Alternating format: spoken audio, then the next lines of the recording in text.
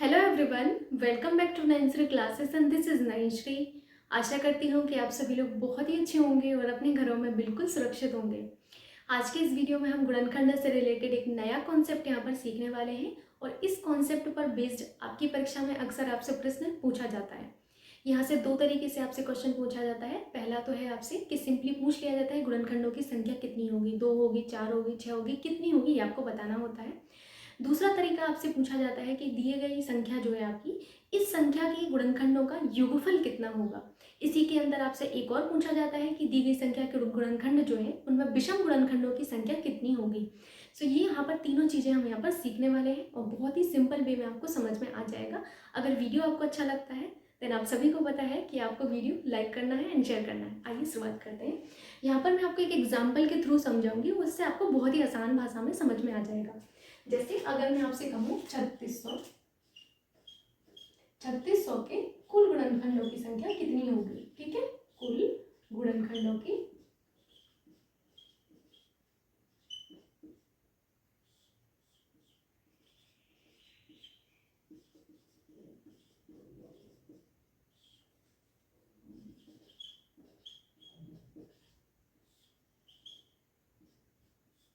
अगर आपको गुणनखंड नहीं समझ में आता है तो गुणनखंड का मतलब है आपका फैक्टर्स। ठीक है, ऐसे स्टूडेंट जो पहली बार इस चैनल पर आए हैं तो आप लोग जो एलसीएम एंड एचसीएफ का फर्स्ट वीडियो है जिसमें आपको मैंने गुणनखंड और आपके जो है गुणज के बारे में समझाया है, आप वो वीडियो जरूर से देख लीजिएगा, वो काफ़ी ज़्यादा हेल्पफुल रहेगा आपके लिए। ठीक है, तो यहाँ पर आपको बताना है कुल गुणनखंडों की संख्या कितनी होगी। तो सबसे पहले जो बेसिक सा काम आपको करना है कि इसके गुणनखंड कर लेना है, जो कि आप बचपन से सीखते आ रहे हैं कैसे करना होता है।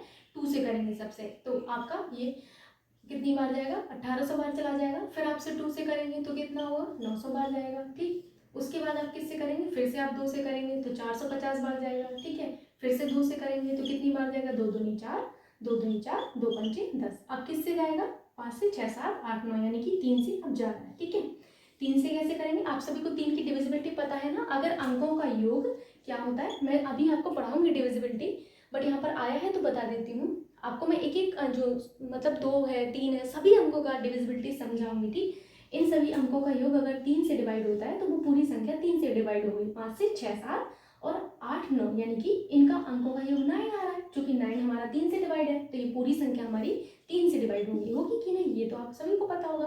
3 से 30 आते 21, 3 5 15। अब आपको पता होना चाहिए कि 75 डिवाइड होगा कि नहीं। फिर से कर लीजिए अगर नहीं आ रहा है तो। 3 दूनी 6, 3 5 15। अब आपको पता है 25 3 से नहीं डिवाइड होता है, तो अब हमें 5 को लाना पड़ेगा। आप यहाँ पर 5 को लाए, 5 25, 25 हो गया, 5 एकम 5 हो गया। आपको कब तक ये प्रोसेस करनी पड़ती है, जब तक कि यहाँ पर 1 नहीं आ जाता है। अब आपने यहाँ पर देखा कि आपको 3600 के गुणनखंड यहाँ पर मिल गए। क्या मिले आपको, यहाँ पर आपको गुणनखंड मिले 2 मल्टीप्लाई बाई 2। अभी मैं हट जाऊंगी तो आपको दिख जाएगा। ठीक है, कितनी बार 2 आया है, काउंट कर लीजिएगा, 1 2 3 4। ठीक है, इसको काउंट करना बहुत ज़रूरी है। कई बार हमसे कोई अंक मिस हो जाता है जिसकी वजह से बहुत बड़ी प्रॉब्लम क्रिएट हो जाती है, मतलब आंसर आपका ठीक नहीं आएगा। तो आप एक बार काउंट जरूर कर लीजिएगा। फिर 3 कितनी बार आया है, 2 बार आया है, तो 3 को भी आप 2 बार लिख दीजिए। 5 कितनी बार आया है, 2 बार आया है, तो 5 को भी लिख दीजिए। अब यहाँ पर देखिए 2 कितनी बार था, 4 बार था, तो 2 की पावर 4 लिख लेना है। 3 की पावर ये क्या हो जाएगा, 2 हो जाएगा, और 5 की पावर आपका 2 हो जाएगा। इतना कॉन्सेप्ट आपको समझ में आया, ये बहुत सिंपल है, इतना तो आप आसानी से कर सकते हैं। इसके बाद आपका जो कॉन्सेप्ट आता है वहीं से आपकी सारी जो है मतलब आंसर जो है वहीं से आपके कैलकुलेट होते हैं। ओके, जैसे यहाँ पर पूछा गया कुल गुणनखंडों की संख्या। सबसे पहले तो आपको क्वेश्चन की जो भाषा है उस पर ध्यान देना है, बिकॉज क्वेश्चन की लैंग्वेज जो होती है ना वही आपकी मेन है। गुणनखंडों की संख्या यहाँ पर निकालनी है, इस चीज को आपको विशेष रूप से ध्यान देना है। गुणनखंडों की संख्या कैसे कैलकुलेट करते हैं, संख्या के लिए जो आपकी पावर है ना, इन पावर से आप कैलकुलेट करते हैं। जैसे यहाँ पर आपकी ये जो पावर दी गई, मान के चलिए इसको आपने ए मान लिया, इसको आपने बी मान लिया, इसको सी मान लिया, तो कुल गुणनखंडों की संख्या पता है क्या होगी, कुल गुणनखंडों की संख्या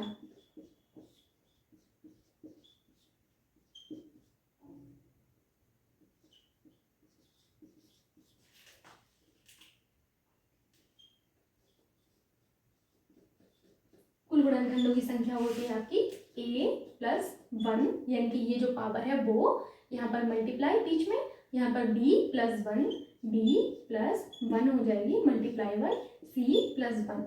मन में आ रहा होगा मैम, अगर मान के चलिए कि यहाँ पर कोई और अंक होता, जैसे यहाँ पर मान के चलिए 7 होता, 7 की पावर 2 होता, तब क्या करते? तब आप इसको D मान लेते, D+1 कर देते।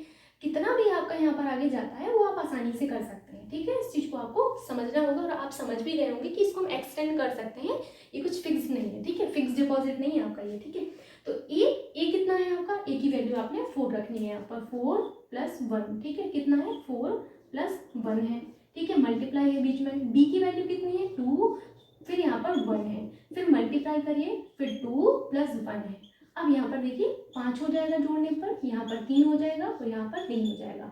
अब यहाँ पर बताइए क्या आप इसको मल्टीप्लाई नहीं कर पाएंगे? 5 × 15, 15 दूनी 30, 15 × 3 45, यानी कि कुल गुणनखंडों की संख्या 45 आ चुकी है।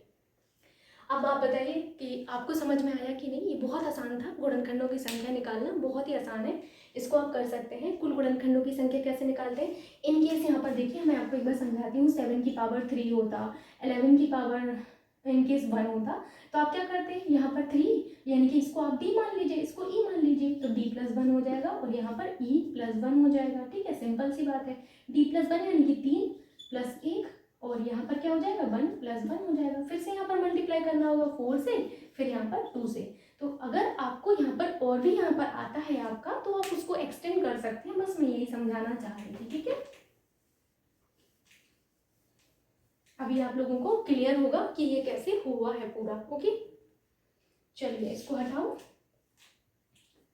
वैसे इसको हटाने की जरूरत नहीं है, मैं इसी में आपको समझाने वाली हूँ कि अभी आपसे कुल गुणनखंडों की संख्या पूछी गई है। अगर आपसे पूछा जाए कि विषम गुणनखंडों की संख्या कितनी है, तो यहीं से आपका कॉन्सेप्ट क्लियर हो जाएगा। बहुत आसान है, विषम गुणनखंडों की संख्या मैं क्या बता रही हूँ यहाँ पर बता दूँ। चलिए अगर आपसे पूछा जाए विषम गुणनखंड, पूछा जाए कि विषम गुणनखंड कितने होंगे, तो विषम गुणनखंड के लिए बस इस 2 को भूल जाइए। विषम गुणनखंड के लिए मैंने क्या कहा? विषम गुणनखंड के लिए इस 2 को भूल जाइए आप। क्यों भूल रहे हैं? क्योंकि 2 सम में आता है, आपको विषम गुणनखंड कैलकुलेट करना है, ओके। तो विषम गुणनखंड में आपको इस 2 को भूल जाना है, बाकी की आपकी क्या है? ये 2 है, 3 की पावर 2 है, ये 5 की पावर 2 है। तो आपको क्या करना है? 3 की पावर 2 को लिख लेना है और 5 की पावर 2 को लिख लेना है, यही ना। तो विषम गुणनखंड क्या होंगे? 2 + 1 कर दीजिए और यहाँ पर 2 + 1 कर दीजिए, यानी कि 2 + 1 3 और यहाँ पर 2 + 1 3, यानी कि 3 3 का 9। तो विषम गुणनखंड आपकी 9 आ गए। अगर आपसे सम गुणनखंड पूछा जाए 45 - 9 कर दीजिएगा, आपका आंसर आ जाएगा, ओके। आई होप आप इस चीज़ को अभी समझ रहे होंगे, ठीक। तो ये विषम गुणनखंड हो गए। अब यहीं पर एक कॉन्सेप्ट जो मैं आपको बता रही थी कि अगर आपसे पूछा जाए गुणनखंडों का योगफल कितना होगा, है ना, धनात्मक गुणनखंडों का योगफल कितना होगा, तो ये कॉन्सेप्ट आपसे बहुत बार परीक्षा में रिपीट होता है। इवन ये आप देखेंगे तो कई बार आपकी परीक्षा में पूछा जाता है, ठीक। तो आइए अब उसी को सीखते हैं एक बार, ओके। इसको आपको साथ में रखना है। अभी मैं समझा रही हूँ योगफल कैसे निकालते हैं, एक और मैं क्वेश्चन बताऊंगी, आपको क्लियर हो जाएगा, डोंट वरी। समझाने वाली हूँ मैं आपको किस तरीके से आपको यहाँ पर योगफल निकालना है। गुणनखंडों का योगफल क्या होगा? गुणनखंडों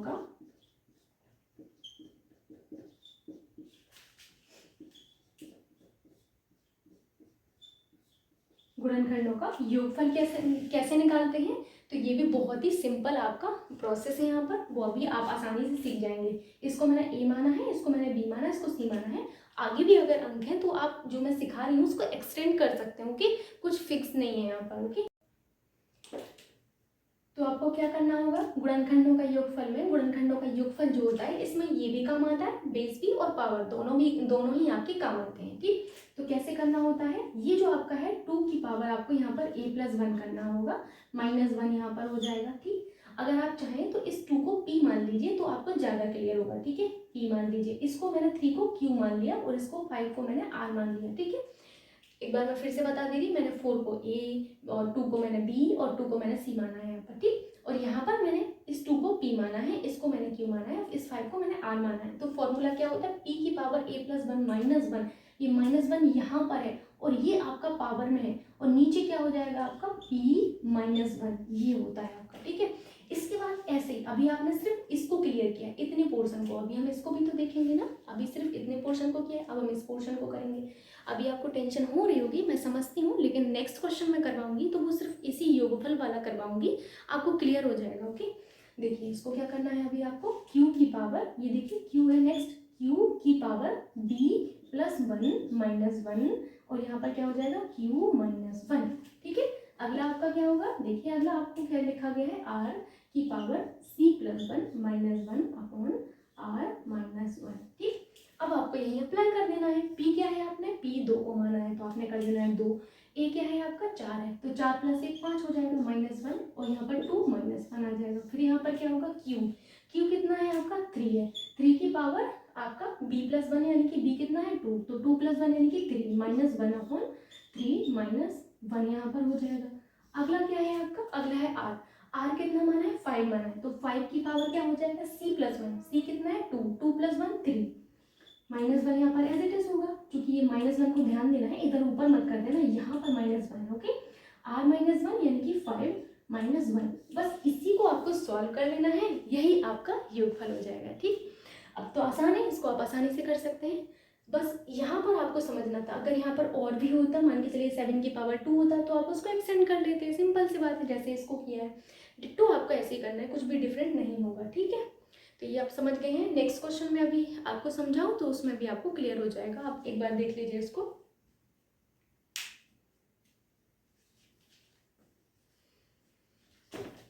आइए समझते हैं, बहुत बेसिक सा कॉन्सेप्ट होता है, बट परीक्षा में आता है ना तो तब कान खड़े हो जाते हैं कि ये क्या है, अगर पढ़ा नहीं होता है तो वहाँ समझ में नहीं आता है। ठीक है, जैसे ये क्वेश्चन वैसे मैं सीटेट के लिए करवा चुकी हूँ, कोई बात नहीं, यहाँ पर भी देख लेते हैं। 96 के कुल गुणनखंड निकालते हैं पहले। ठीक है, 96 के कुल गुणनखंड, फिर से पूरा प्रोसेस सीखते हैं। सीखने में क्या जा रहा है, पैसे थोड़ी ना लग रहे हैं। ठीक, तो 96 के कुल गुणनखंड आपको निकालना है, कुल गुणनखंड।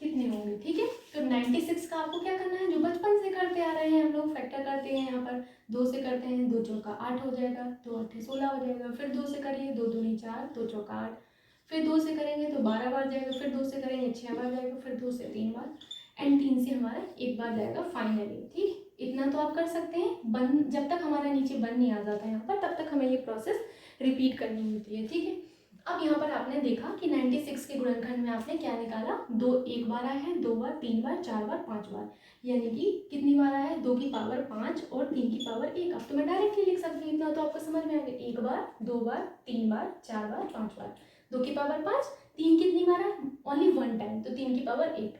मैंने पूछा कुल गुणनखंड कितने होंगे, तो क्या करना होता है कुल गुणनखंड में, ये जो पावर है इससे मतलब रखना है। कुल गुणनखंड आपको निकालने होते हैं, संख्या कितनी होगी तो सिर्फ पावर से मतलब रखना है। ये जो पावर है इसमें +1 कर दीजिए, ये जो पावर है इसमें +1 कर दीजिए, बस हो गया आपका 6 × 2 यानी कि 12। ये आपका सही आंसर हो जाएगा। अभी आपको समझ में आ रहा होगा कि कैसे ये पूरा प्रोसेस होता है। अब यहाँ पर मैंने आपसे अगर पूछ लिया कि 96 के विषम गुणनखंडों की संख्या कितनी होगी, तो मैंने कहा था 2 को छोड़ देना है, बाकी आपकी 3 की पावर 1 है, इस 1 में 1 जोड़ दीजिए तो विषम गुणनखंड आपके 2 आ गए। ठीक, और अगर मैं इसी को आगे पूछूं आपसे कि 96 के कुल गुणनखंडों का योगफल कितना होगा, 96 के जो आपके धनात्मक गुणनखंड है उनका योगफल कितना होगा। अभी तक आपने इतना कॉन्सेप्ट समझ लिया। अब आपको मैं सिखा रही हूँ कि ये जो आपका 96 है इसके गुणनखंडों का योगफल कितना होगा। अब योगफल सीख रहे हैं तो योगफल के लिए तो मैं वैसे सिखा चुकी हूँ आपको कैसे निकालते हैं, बट एक बार फिर से कर लेते हैं। जैसे यहाँ पर आपको समझ आ रहा था योगफल के लिए क्या करते हैं, 2 की पावर यहाँ पर 5 आया था और 3 की पावर 1 आया था। आपको मैंने समझाया है, इसको आप p मान लीजिए, इसको a मान लीजिए, इसको q मान लीजिए, मतलब q इस 3 को, और इसको आप b मान लीजिए। आपका जो फॉर्मूला है वो क्या होता है, फॉर्मूला बहुत आसान था इसलिए मैंने बताया, अदरवाइज मैं बताती भी नहीं उसको। ठीक, और मैं बताना भी नहीं चाहती थी, लेकिन वो सिंपल था इसलिए बता दिया है। तो p की पावर यहाँ पर a + 1 हो जाएगा और यहाँ पर माइनस होता है। ठीक है, अपॉन p - 1। ठीक, इतना तो आपको समझ लगता होगा कि ये बहुत आसान है आप करना इसको। और यहाँ पर q की पावर b + 1, तो यहाँ पर -1 और यहाँ पर q - 1 आएगा। देखिए ये कॉन्सेप्ट सीखना बहुत ही ज़्यादा इम्पोर्टेंट है, बिकॉज हर परीक्षा में आपको ये क्वेश्चन मिलेगा, ज़रूर मिलेगा।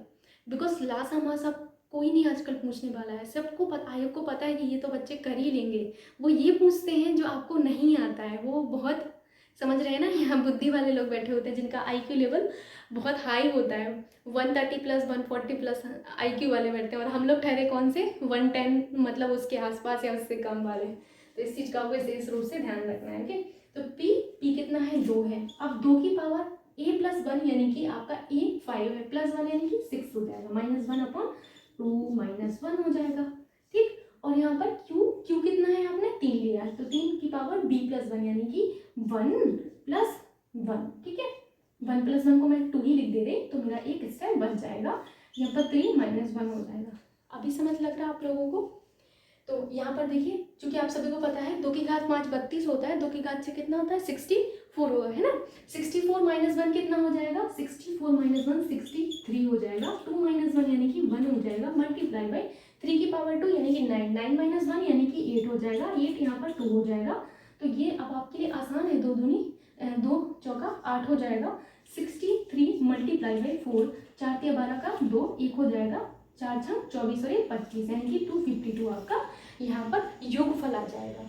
सो ये थी आपकी पूरी प्रोसेस, और इसको मैं बहुत मतलब सोच रही थी कि कैसे इसको समझाऊं, बिकॉज ये बहुत इंपॉर्टेंट आपका एक कॉन्सेप्ट होता है। तो इसको आप समझ गए होंगे। अब आपसे कोई सा भी क्वेश्चन पूछा जाएगा ना, तो आपको सारी चीज़ें पता चल गई हैं कि कैसे कैलकुलेट करते हैं। एंड आई होप आपने इस चीज़ को समझा भी होगा। और अगर ऐसे क्वेश्चन आते हैं तो आप डेफिनेटली उसको सॉल्व कर पाएंगे। और अगर कोई भी तरीके की प्रॉब्लम आती है देन प्लीज़ कमेंट में बता दिया करिए, मैं आप सभी के लिए ही यहाँ पर अवेलेबल हूँ। तो ऐसा कुछ भी नहीं कि बताया नहीं जाएगा, आप सभी को पता है कि कोई भी क्वेश्चन होता है तो मैं कमेंट में ज़रूर से बता देती हूँ। अगर कोई ऐसा कमेंट होता है जिसका रिस्पॉन्स करने का कोई मतलब भी नहीं होता तो उसको मैं नहीं करती हूँ। सो आई होप इस चीज़ को आप समझेंगे। एंड मिलते हैं नेक्स्ट वीडियो में, तब तक के लिए bye bye and take care. और रिक्वेस्ट है आपसे वीडियो को लाइक कर दिया करिए एंड शेयर कर दिया करिए।